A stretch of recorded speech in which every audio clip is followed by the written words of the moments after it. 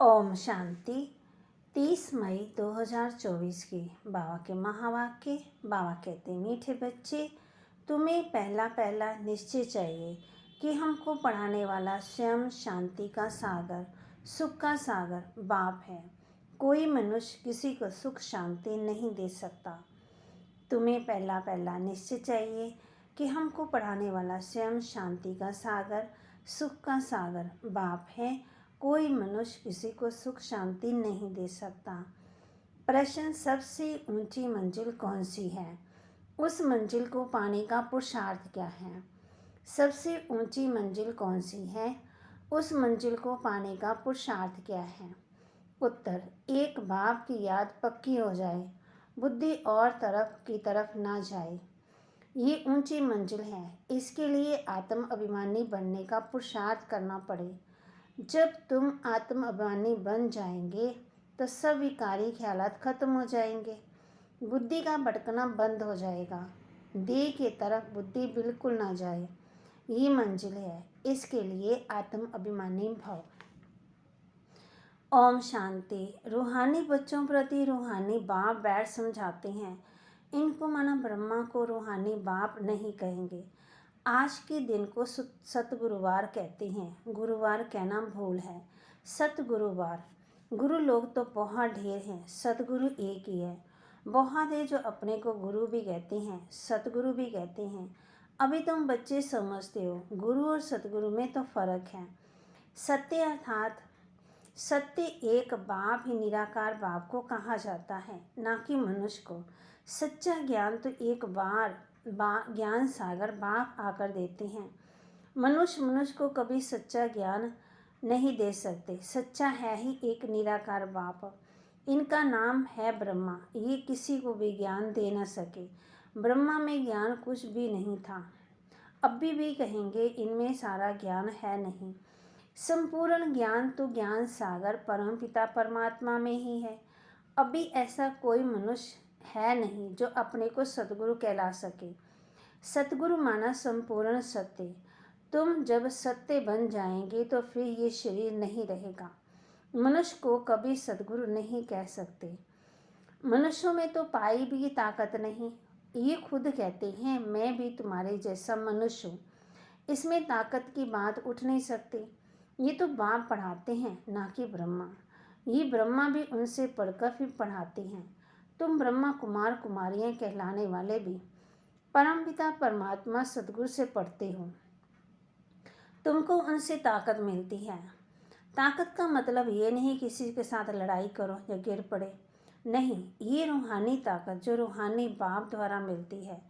याद के बल से तुम शांति को पाते हो और पढ़ाई से तुमको सुख मिलता है। जैसे और टीचर तुमको पढ़ाते हैं, वैसे बाप भी पढ़ाते हैं। ये भी पढ़ते हैं, स्टूडेंट हैं। देहधारी जो भी हैं वह सभी स्टूडेंट हैं। बाप को तो देह है ही नहीं, वह निराकार है। वही आकर के पढ़ाते हैं। जैसे और स्टूडेंट पढ़ते हैं वैसे तुम भी पढ़ते हो। इसमें मेहनत की बात नहीं है। पढ़ने समय हमेशा ब्रह्मचर्य में रहते हैं। ब्रह्मचर्य में पढ़कर जब पूरा करते हैं तब बाद में विकार में गिरते हैं।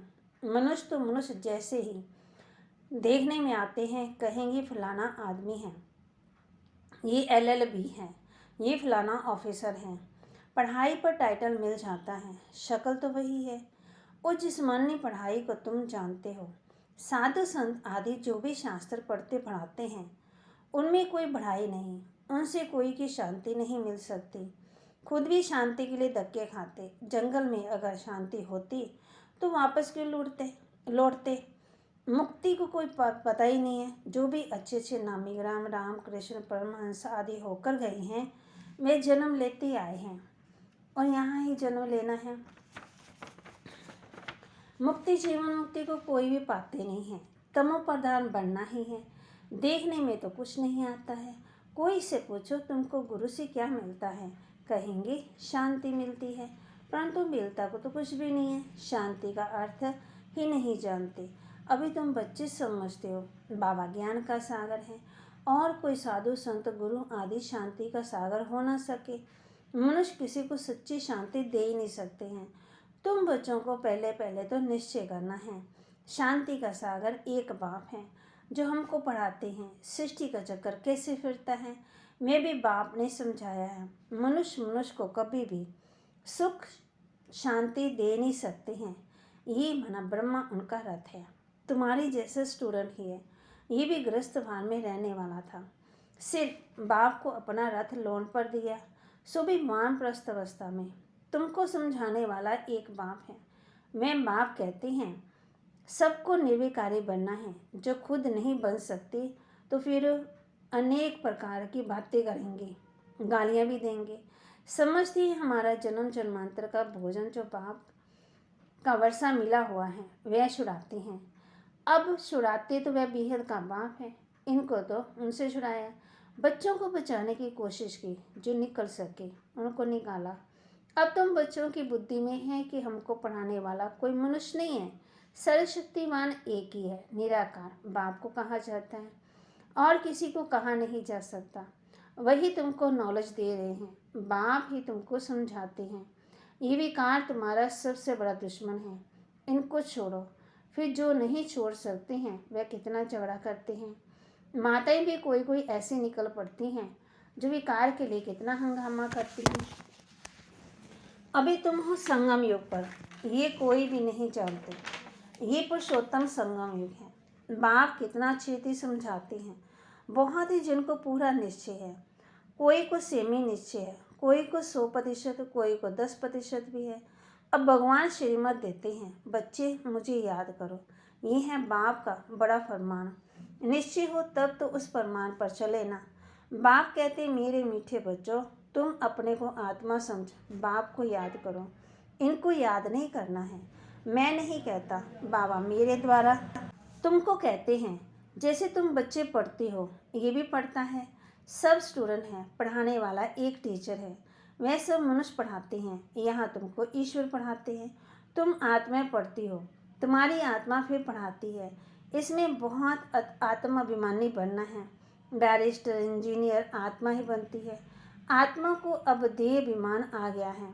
आत्माभिमानी के बदले देह अभिमानी बन पड़े हैं। जब आत्माभिमानी हो तब विकारी नहीं कहला सकते। उनकी कभी विकारी ख्यालात नहीं आ सकते। देह अभिमान से विकारी ख्याल आते हैं, फिर विकार की ही दृष्टि से देखते हैं। देवताओं की विकारी दृष्टि कभी हो नहीं सकती। ज्ञान से फिर दृष्टि बदल जाती है। सत्युग में ऐसे थोड़ी प्यार करेंगे, डांस करेंगे। वहाँ प्यार करेंगे परंतु विकार की बदबू नहीं होगी। जन्म जन्मांतर विकार में गए तो वह नशा बहुत मुश्किल उतरता है। बाप निर्विकारी बनाते हैं तो कई बच्चियाँ बिल्कुल ही मजबूत हो जाती हैं। बस हमको पूरा अब निर्विकारी बनना है। हम अकेले थे, अकेले ही जाना है। उनको कोई थोड़ा टच करेगा तो अच्छा नहीं लगेगा, कहेंगे हम बाप के हैं, हमें बाप को याद करना है, इस मंजिल पर पहुंचना है। देह तरफ बिल्कुल दृष्टि ही ना रहे। वह कर्मातीत अवस्था अब भी बनानी है। अभी तक ऐसा नहीं है कि सिर्फ आत्मा को देखते हैं, मंजिल है। बाप हमेशा कहते रहते हैं, बच्चे अपने को आत्मा समझो। ये शरीर क्या है? दुम, जिससे तुम पाठ बजाते हो। कई कहते हैं कि इनमें शक्ति है, परंतु शक्ति की कोई बात ही नहीं है। ये तो पढ़ाई है, जैसे और भी पढ़ते हैं ये भी पढ़ते हैं। प्योरिटी के लिए कितना माथा मारना पड़ता, बड़ी मेहनत है। इसलिए बाप कहते हैं एक दो को आत्मा ही देखो। सत्युग में तुम आत्मा अभिमानी रहते हो, वहाँ तो रावण राज्य ही नहीं, विकार की बात ही नहीं। यहाँ रावण राज्य में सब विकारी हैं। इसलिए बाप आकर के निर्विकारी बनाते हैं। नहीं बनेंगे तो सजा खानी पड़ेगी। आत्मा पवित्र बनने बिगड़ ऊपर जा न सके, हिसाब तक चुप तो करना पड़ता है, फिर भी पदवी कम हो जाता है। ये राजधानी स्थापन हो रही है। बच्चे जानते हैं स्वर्ग में एक आदि सनातन देवी देवताओं का राज्य था।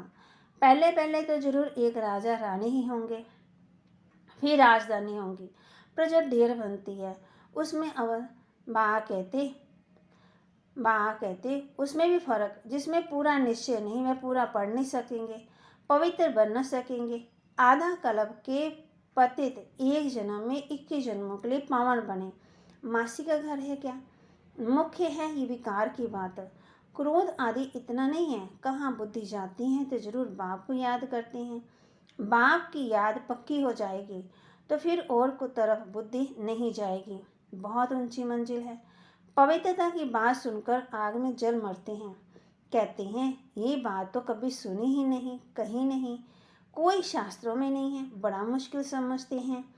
बाप कहते हैं वह है ही निर्वृत्ति मार्ग का धर्म अलग। उनको तो जन्म ले फिर संन्यास धर्म में जाना है, वही संस्कार ले जाते हैं। तुमको तो घर बार छोड़ना नहीं है, समझाया जाता है भले घर में रहो, उनको भी समझाओ। अब है संगम युग, पवित्र बनने बगैर सत्युग में देवता बन नहीं सकेंगे। थोड़ा भी ज्ञान सुनते हैं तो वह प्रजा बनती जाती है। प्रजा तो ढेरों की ढेर। सत्युग में वजीर होते नहीं हैं, क्योंकि बाप संपूर्ण ज्ञानी बना देते हैं। वजीर आदि नहीं चाहिए। किनको चाहिए? अज्ञानियों को। इस समय देखो एक दो को मारते कैसे हैं। दुश्मनी, एक दो से दुश्मनी रखते हैं। दुश्मनी का स्वभाव कितना कड़ा है। बाप कहते हैं अभी तुम समझते हो, हम ये पुराना शरीर छोड़ जाकर नया लेते, कोई बड़ी बात नहीं है। वह दुख से मरते, तुमको सुख से बाप को याद में जाना है। जितना मुझ बाप को याद करेंगे और सब भूल जाएंगे, कोई भी याद नहीं रहेगा। परंतु ये अवस्था तब हो जब पक्का निश्चय हो। निश्चय नहीं तो याद भी ठहर नहीं सकती है। सिर्फ नाम मात्र कहती हैं। निश्चय नहीं तो याद काहे की करेंगे। सबको एक जैसा निश्चय तो नहीं है। माया निश्चय हटा देती है, जैसे कि वैसे बन जाते हैं। पहले पहले तो निश्चय चाहिए बाप में। संशय रहेगा तो क्या ये बाप नहीं है? बेहद का बाप ज्ञान देते हैं। ये तो कहता है कि मैं सृष्टि का रचयिता और रचना को नहीं जानता था। मेरे में कोई तो सुनेगा ना। मैंने 12 गुरु किए, उन सबको छोड़ना पड़े। गुरु ने तो ज्ञान दिया नहीं, सतगुरु ने अचानक आकर प्रवेश किया। समझा पता नहीं क्या होना है। गीत में है ना, अर्जुन को भी शास्त्रकार कराया। गीता में अर्जुन की बात है ही नहीं, ये तो रथ है। ये भी पहले गीता पढ़ता था। बाप ने प्रवेश किया, शास्त्रकार कराया कि ये तो बाप ही ज्ञान देने वाला है, तो उस गीता को छोड़ दिया। बाप है ज्ञान का सागर, हमको ही वही बताएगा ना। गीता है माई बाप, वह बाप है ही जिसको तमेश माता तमेश पिता कहते हैं। तुम माता पिता, हम बालक तेरे। वह रचना रचते हैं, अडॉप्ट करते हैं। ये ब्रह्मा भी तुम्हारे जैसा है। बाप कहते हैं इनकी भी जब वानप्रस्थ अवस्था होती है तब मैं प्रवेश करता हूँ। कुमारियाँ तो हैं ही पवित्र, उनके लिए तो सहज है। शादी के लिए कितने संबंध बढ़ जाते हैं, इसलिए देही अभिमानी बनने में मेहनत लगती है। वास्तव में आत्मा शरीर से अलग है, परंतु आधा कल्प से देह अभिमानी रहे हैं। बाप आकर के अंतिम जन्म में देही अभिमानी बनते हैं तो मुश्किल भासता है। पुरुषार्थ करते करते कितने थोड़े पास होते हैं। 8 रतन निकलते हैं। अपने से पूछो हमारी लाइन क्लियर है? एक बाप के सिवाय और कुछ भी याद नहीं आता है। ये अवस्था लास्ट में होगी। आत्माभिमानी बनने में बहुत मेहनत है। अच्छा, मीठे मीठे सिकिलदे बच्चों प्रति माता पिता बाप दादा का याद प्यार और गुड मॉर्निंग।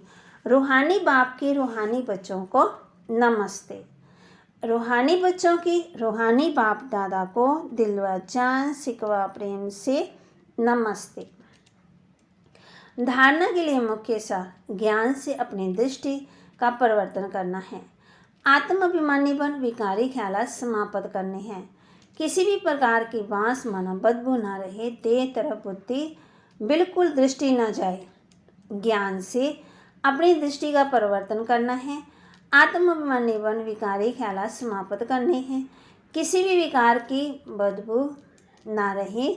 देह तरफ बिल्कुल दृष्टि न जाए। बेहद का बाप ही हमें पढ़ाते हैं। ऐसा पक्का निश्चय हो तब याद मजबूत होगी। ध्यान रहे माया निश्चय से जरा भी हिला ना दे। माया निश्चय से जरा भी हिला ना दे। वरदान सेवा भाव से सेवा करते हुए आगे बढ़ने और बढ़ाने वाले निर्विघ्न सेवाधारी भव। सेवा भाव से सेवा करते हुए आगे बढ़ने और बढ़ाने वाले निर्विघ्न सेवाधारी भव। सेवा भाव सफलता दिलाता है। सेवा में अगर अहम भाव आ गया तो उसको सेवा भाव नहीं कहेंगे। किसी भी प्रकार में अगर अहम भाव मिक्स होता है तो मेहनत भी ज़्यादा, समय भी ज़्यादा लगता और स्वयं की संतुष्टि भी नहीं रहती। सेवा भाव वाले बच्चे स्वयं भी आगे बढ़ते और दूसरों को भी आगे बढ़ाते हैं।